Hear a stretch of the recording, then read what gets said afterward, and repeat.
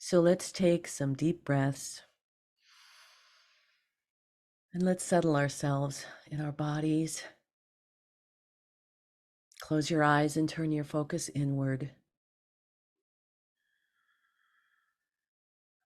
Imagine your body, your organs,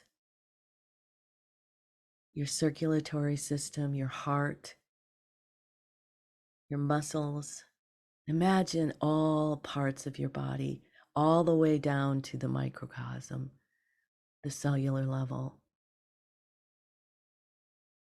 And on that cellular level, we are reflections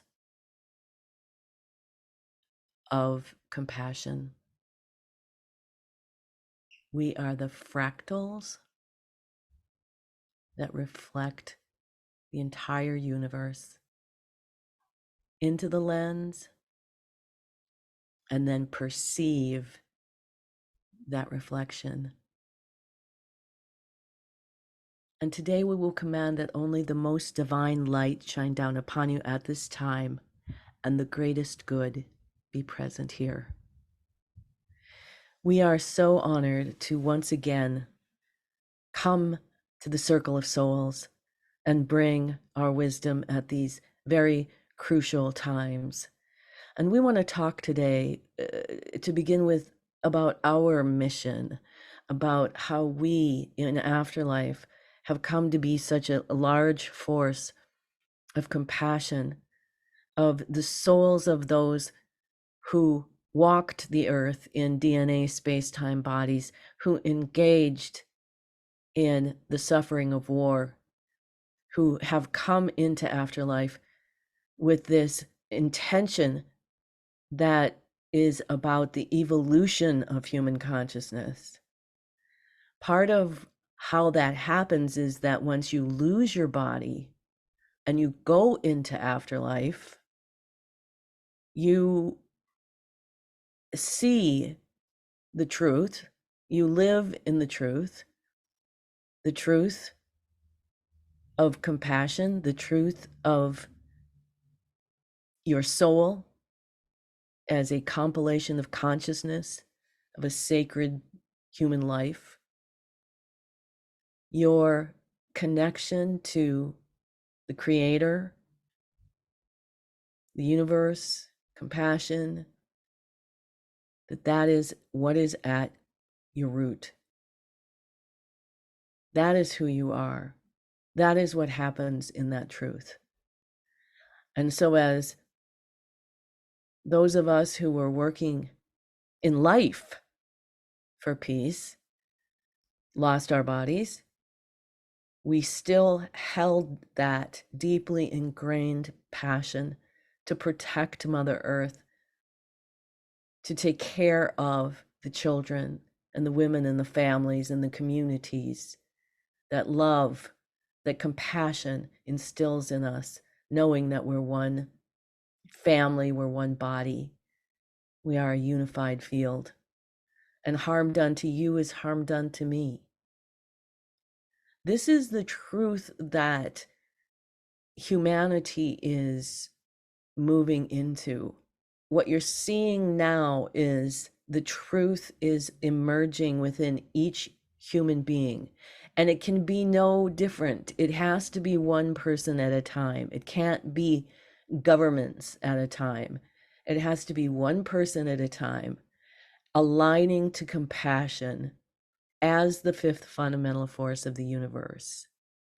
And the reason that we stress this is because this is a revolutionary way to approach the manifestation of world peace by going in to make the change within so that the natural outcome is more and more and more peaceful energy coming through that lens, piling up on the planet from individuals who are going to make the greatest amount of peace within themselves.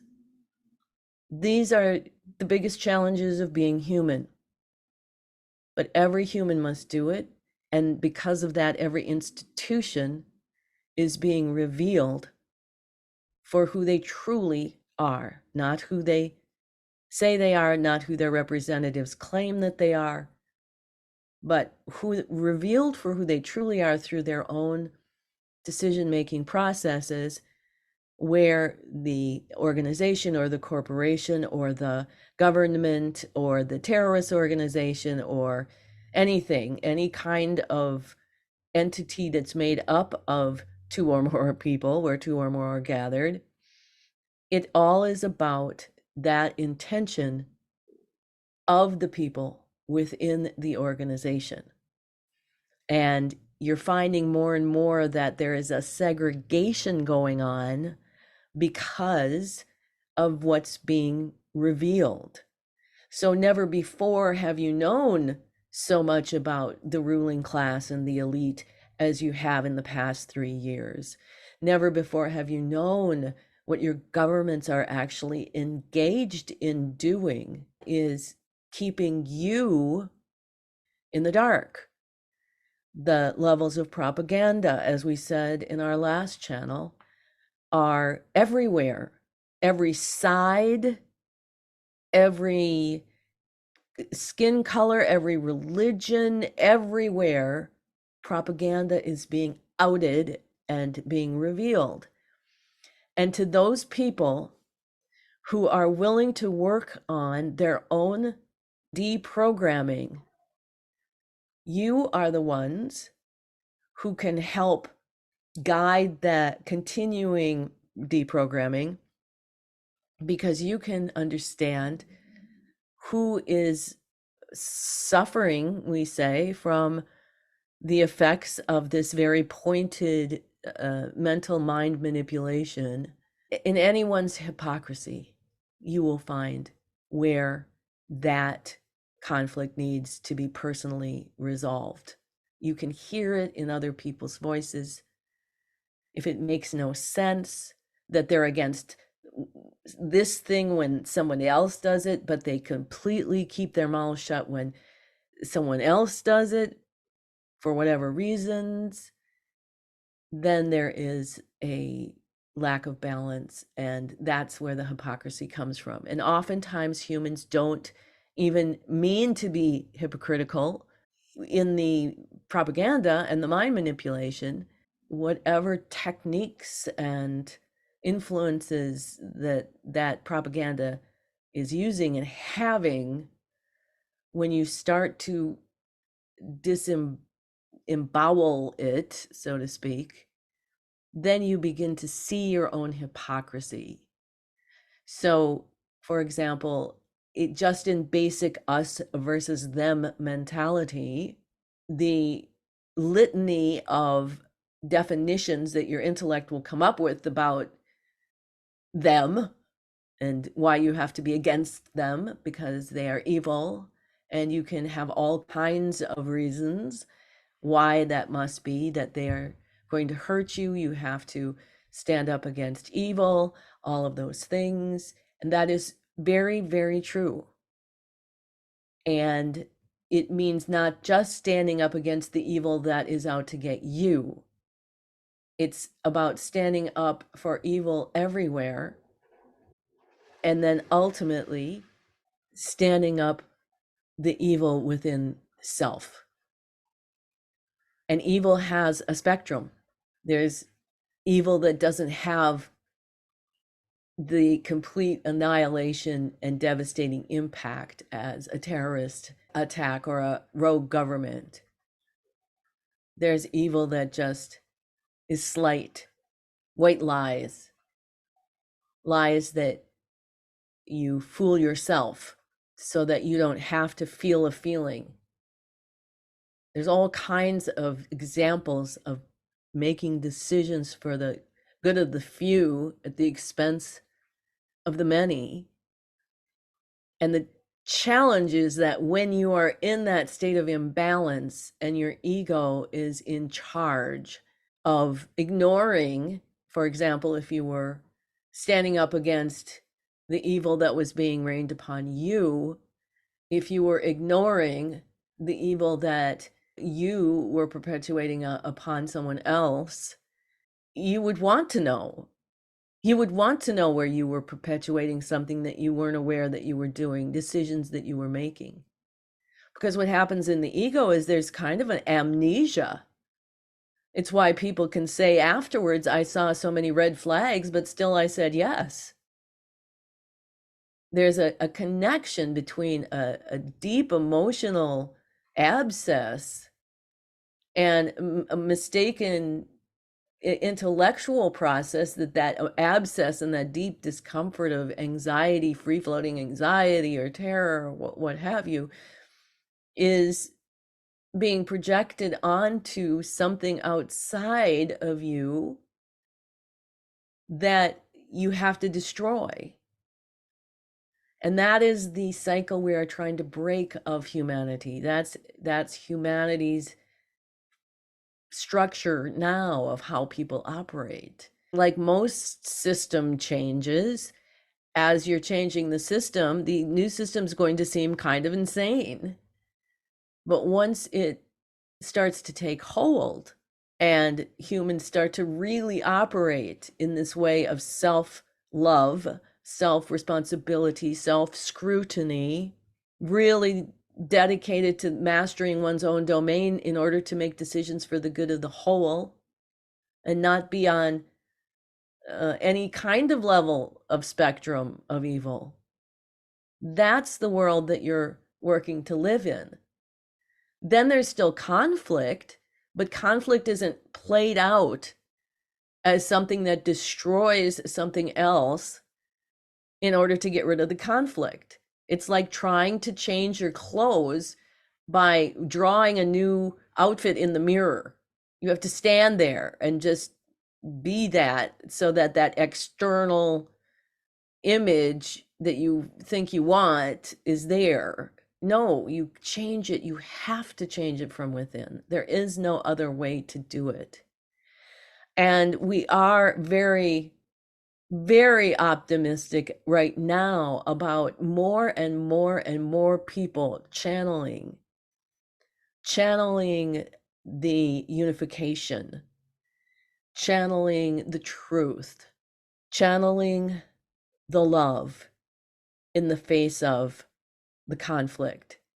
And that's on every level. That's from how you might talk to somebody in your world about something where they're projecting, and you might be able to have a conversation about what's really going on or how not to project or what projection means, all the way up to any kind of work that you do in the public eye or talking about peace, insisting upon peace, starting conversations about peace, that the age of war is over. The age of war is an obsolete idea that needs to go away before humanity goes away, by continuing to keeping it not just the forefront of your own self and your self-love, where you're honoring your intuition and your emotion with your breath, and you've got your intellect trained to be that faithful servant of the intuition,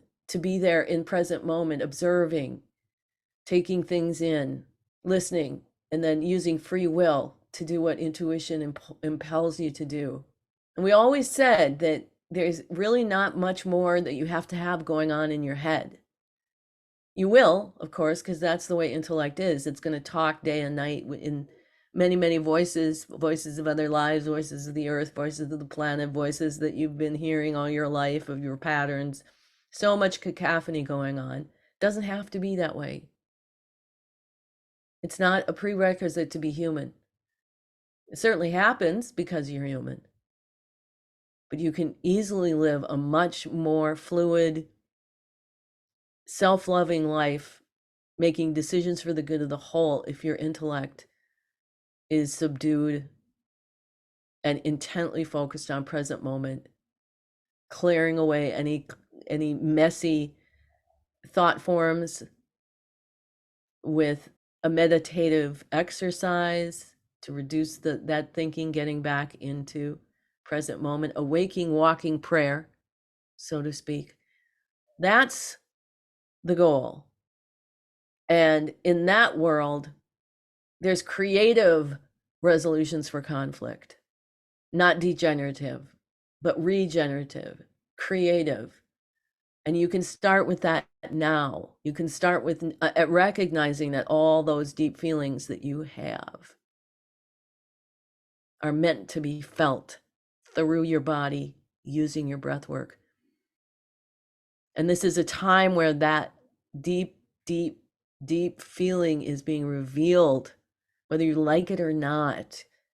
You don't have to like it. You don't have to feel comfortable. You don't have to pretend that it's okay. It might be very uncomfortable to feel that much depth, but go there, feel it, breathe it, be in it, be conscious, intend that you're evolving, intend that you will become the change, intend that you will recognize the truth that by you becoming the change is the most powerful thing that you can do for the planet right now. There is nothing more powerful than a critical mass of human beings coming into alignment with compassion, feeling their feelings, listening to the voice of compassion within them, and using free will to do that impelling of intuition for the good of the whole.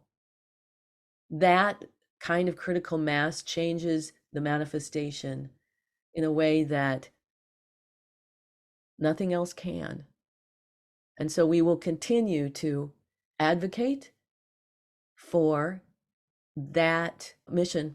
And we feel like the world is here, ready, willing, able to not just become the change, but be willing to commit to the mystery and take part in this noble experiment of peacemaking that we have been working on for decades and now has come into its full fruition. So, with that said, are there any questions or conversation? I'm very thankful for this. It's the most intense discourse that I don't have any questions because it's just so thorough and I just have to be doing it more. And because I am ready, willing, and able. Thank you so very much. You are welcome, and you are all welcome. And as we close the channel, we want to remind you that this is why you're here. Everything that you have all lived through in your life, including other lives, is for this moment here now. And that's the good news, because you have been specially trained and you have transformed your own lives. You've worked with your own power to see the power that you have. And it's through the facing of evil that one not only overcomes it, because love is more powerful, compassion is more complete, but that your own lives are here to do this. You are fulfilling your purpose by challenging yourself to be in this compassion and in this love. And we just want you to do so willingly and joyfully, even in the worst of times. We know that sounds a little insane, but the world is a lot insane right now. So why not face it with a completely new perspective that throws off evil, that casts it out from within, and that transforms it just by touching it with the hem of your garment? That you have the power to go into those conflicted situations and not just manage to get through them, but to exert this miraculous force of compassion when you yourself use it on yourselves. And so continue to question yourself. Question what you're triggered by. Question what you think you know. Let the revolution lead you to those places that you're supposed to see and discover and transform and transmogrify and evolve into this new humanity. dedicated to compassion for the good of all. And then what else will there be to do but watch and be amazed? Namaste.